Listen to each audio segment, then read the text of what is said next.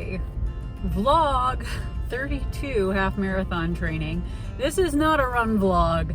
This is a post-race recount vlog. After getting more of the finish times and all that jazz, and to see how I was feeling the day after the trail half marathon. Long story short, I'm beat up, but I'm not as beat up as I thought I would be. I will show what the elevation looks like right here. I had to add this in here really quick because I forgot to earlier, but I finished first in my age group in the unofficial things for females, and second in my age group including men. Does it still count if there were only me and one other guy in my age group? Do I count it? I'm not sure, but I just figured I'd throw that in there because I think I forgot to mention that earlier.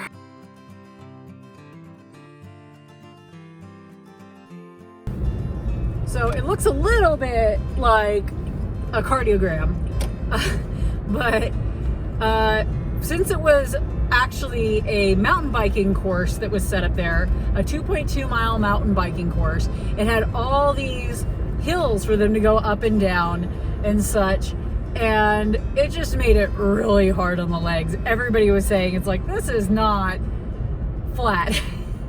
I suspect that the race director heard people complaining about how last year's course was not flat, better than relatively flat, because that's the description they used last year too, and it wasn't particularly flat. But dear God, it was not as bad as this one. I'm pretty sure she heard us complaining about that one. She was like, oh, you're complaining about my course description, huh? Well, I'll give you something to complain about. I'm pretty sure she's an ultra marathoner. Based on the Runner's World in Tulsa and the number of 100-mile belt buckles that I saw there posted for the people. But yeah, it was fun though. I had a great time. I still managed to get, I got 6. I'm choosing to go by the distance that the posted trail signs say that loop officially is, which is 2.2 miles, rather than what the race decided to do. I guess the race decided to just go ahead and round it down to 2 miles even. I'm not going to go by that. Even if I did though, 12 miles is still like a mile further than I have ever run before. So that's still cool either way. But I am counting it as a half marathon with the amount of time it took. And considering the sign officially posted at the trail says that's how long the loop is, I'm going to go with that. The race was pretty tough. My feet got beat to hell. But they're feeling a lot better today. They didn't get damaged, I guess would be the best way to put it. Injured, damaged, like they're just objects. They didn't get injured. They just hurt like hell for a good chunk of the race. I started off wearing the New Balance Hierro V6s for the start of the race, for the first thing, but they were hurting my arches a lot. And even on the first loop, I was like, well, what the heck? Like, these weren't hurting the other day when I ran in them. That's weird. And then they started giving me hot spots on the second loop. So on the second loop, I swapped them for my Hoka Speed Goat 4s. 5s? 4s. The 4s. And those were better on my arches, but not any better on my hot spots. And they started giving me my foot cramps that I tend to get. So I only ran one loop in those. And because I already knew I had banked a little bit of time, I was just basically telling myself, as long as I can make each loop in a half an hour or less, whatever is left over of that time is basically time I have banked that will be buffer towards later on in the race if I start getting too tired and I end up having to walk more of it, or if I need to stop and patch up my feet, which I probably should have done. I told myself to do that at the end of the fourth loop and I just didn't. and I just kept going, and then I regretted it on the 5th loop, and then I really regretted it on the 6th. By the time I got to the 6th loop, because I switched back after one loop in the Hoka Speed Goats to the Hierro V6s, they could really use a rock plate. By the end of the 6th loop, it felt like I may as well have been running on those sharp rocks barefoot. I was just feeling every little thing, and it just hurt so bad. But, and I also thought I had gotten a blister on my arch again, and that it had burst partway through one of the laps. But when I actually took my socks off, no blister. So that was a nice surprise. So hopefully, seeing as that put stress on that skin without actually breaking it, that helped build up a little bit more resistance in that area. But it was a pretty technical course. There were people falling left and right. I heard everybody saying like, oh yeah, I fell once, and another person being like, yeah, I fell like 3 times throughout the race. And one gal I saw who just like ate it, just full blown landed face first, her legs scorpioned up over her back because she caught her toe on a route that was not only sticking straight up, but like this, so your toe caught on it and you just went like this. She fell flat on her water bottles and sprayed them all over the trail. Fortunately, we all ran over and checked if she was okay. She was okay, but she was a little shook. And then later on, I heard that some other guy who had already tripped multiple times and fallen, tripped really bad and hit his head on a rock, and was bleeding everywhere. And I guess I got this from my mom because I guess she was around when this happened. He said that he was on aspirin therapy too, which made the bleeding worse because it thins your blood. But he was able to walk it in and get to the medic. But I think that finished his race pretty much there. But yeah, it was a really fun race, and I'm so glad I hit my goal. Considering the loop was an extra 0.2 miles per loop longer than I thought, I didn't have to do 7 loops to hit my goal. I only had to do 6. And I remember getting through the 5th one, seeing that I had almost 40 minutes left, and I'm like, oh, I got this. I'm gonna make it. And that was just such a good feeling to know, even though I was in so much pain by that point, my feet were just killing me and my legs were dead by that last loop around there, that it's like I could almost walk this entire thing and still make it in time if I just walked fast. Though I could not walk fast. I got on that 6th loop, it started becoming less painful to run than to walk. And that might have been because I was only walking on the uphills at that point. And just every time I slowed down to walk and had to go up any sort of incline, I was like hunched over and like just wanted to die. But oh my gosh, some of those rocks really hurt. I have decided I'm not keeping the Hierro V6s. Fortunately, I got these at REI, and REI has a fantastic return policy. I have, however, cleaned them up. I cannot stand the state that some people return shoes in, even when a company allows you to return used shoes that have been kind of beat to hell. I hate that people don't bother to wash them. Like, I'll see shoes there that literally are just like, they still have a bunch of mud and dust on them that people have returned, and I'm just like, what are you doing, man? But these really didn't. I was thinking that these guys would have a decent foot protection because they have so much of that Vibram outsole rubber. I figured that would be sufficient to protect my feet, even though they had a little less cushion than some of the more max cushion ones, and they didn't have a rock plate. But I figured they'd be okay, and they just were not. I really did feel by the end of the run that I might as well have been running barefoot. I just had this horrible realization. Okay, funny story time, but I don't think this made it home as my souvenir, which is sad. The entire time I was doing these laps, at this one point, I kept seeing this one sandal that was just on the side of the course, this one stupid flip-flop type sandal, and the whole time I keep thinking, I should pick that up. It would make a hilarious souvenir from this, because for some reason I like picking up trash on the course and using it as a souvenir from races. If nothing else, I'm cleaning things up. But I don't think it made it home. I think my mom found it. It fell out of my bag at the Airbnb, and I think she thought, she picked this up, it was funny, but we're chucking it in the trash now. So I don't think it made it home, unfortunately. But I just thought that was funny, and I would have liked to have kept that and just like framed it and put it on the wall along with my medal. But it was a really fun race, and we got a local Oklahoma beer brand. We got a 6-pack before the race because we knew from last year that they only have piss water beer after the race. In other words, Bud Light. And we were a little bit more snobby about our beer than that. But we brought those, and we ended up sharing 2 of them. I had 2 after the run. Mom had 1. She would have had 2, but she didn't fuel properly, and she was bonking at the end of the race and feeling dizzy and not feeling good because she didn't eat. But I kept telling her.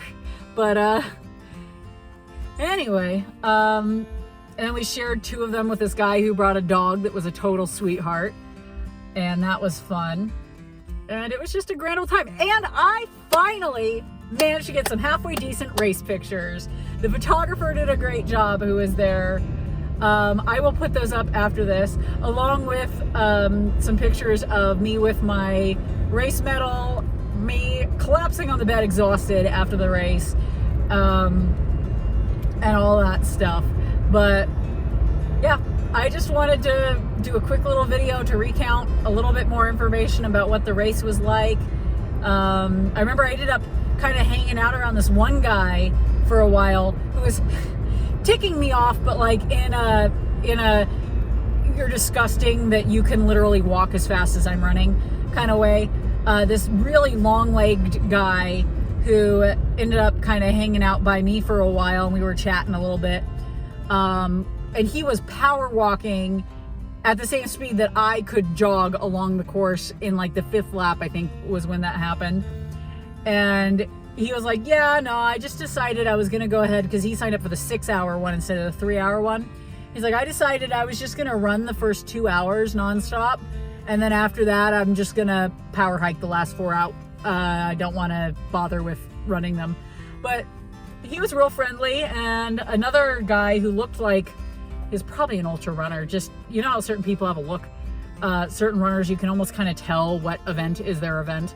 By like just their build and the way that they dress and such. I'm guessing this guy was an ultra runner, but as he passed me, he complimented me and just said, "You got a great stride going on there. Good job, keep it up." And I was just like, whee! I was very happy. And I made it a goal.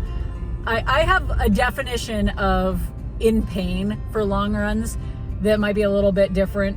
I was officially in pain on the 6th lap, in the last mile of the 6th lap. My definition of pain, I'm not allowed to say I'm in pain on a run unless I cannot bring myself to smile. And I was not at that point until the final mile of the 6th lap. And there was a part where on this part throughout the race, there was this one bit where it kind of flattened out and it looked like it should have been very, very runnable. But because it was out of the trees and because of where it was, it just happened to be where we had this awful headwind, just the worst. And it was so weird because you didn't feel any wind on the rest of the course at all because it was kind of down in this valley. But oh my gosh, and the wind was icy, so you will have pulled off your top layer to get a little ventilation in the other parts of the race. Then you hit that and you're like, oh crud, pulling it back on. But everybody was struggling with that part, and everybody was like, this looks so flat. It looks like it should be easy in comparison to the rest of the loop. Why is it so hard? And it's just that headwind was killer. And it was right after one of the steepest inclines, steepest and longest inclines of the course. So you were already tired out from doing that when you hit that headwind part. But I remember just thinking the whole time, I'm like, I should be able to run this. Why am I having such a hard time? But everybody else was having the same hard time with that. But it was so much fun. It was great. I really liked the snake run in Tulsa. It was terrific. I feel so much less scared about the road half marathon in April that I'm going to in about 5 weeks-ish. Now that I know what a half marathon feels like and what a significantly more difficult half marathon feels like, with all those freaking short, very steep hills, which was just, if anybody's ever seen, anybody out there who loves running movies, and if you've not seen this movie, go watch it now, especially if you ever did track. But McFarlane is such a good movie, but there's this one scene where the coach takes his track runners to this place because they don't have much in the way of hills, but he wants to do hill training, and he takes them to this place where they have all these almond shells, like husked almond shells, under these tarps in piles that are about like 10 feet tall and like just slope like this, and he's making them run up and down those things to get some hill training in, and they're just not having it. But that's basically what was on this course, was that I kept thinking of that scene in McFarlane the whole time we were going through the race, and I just was laughing. But and then I kept laughing, and I kept thinking, flat, better than relatively flat. You're so full of it, this evil race director. But it was fun. I like it. This is the difference between road running and trail running, is terms have different meanings, and it is definitely a very different thing. I'm going to pull forward so that I can combat park here, I say in my Prius. But yeah, it was a great time. I've just been rambling and commiserating, but I'm home. I'm so glad to have a bathtub again. My Airbnb did not have one. I already soaked in my Epsom salt once today, and I'm going to do it again tonight probably. But right now I am at REI. I'm going to exchange these shoes / return them, since they really didn't handle the type of terrain that I was hoping for them to be able to handle. And I need at least one pair of shoes that can handle really technical terrain with sharp rocks and roots and stuff like that, without my feet getting beat to hell, because my feet were dead by the end, and my arches were hurting in these shoes for some reason, so they weren't working for me. Thank God REI has such a good return policy.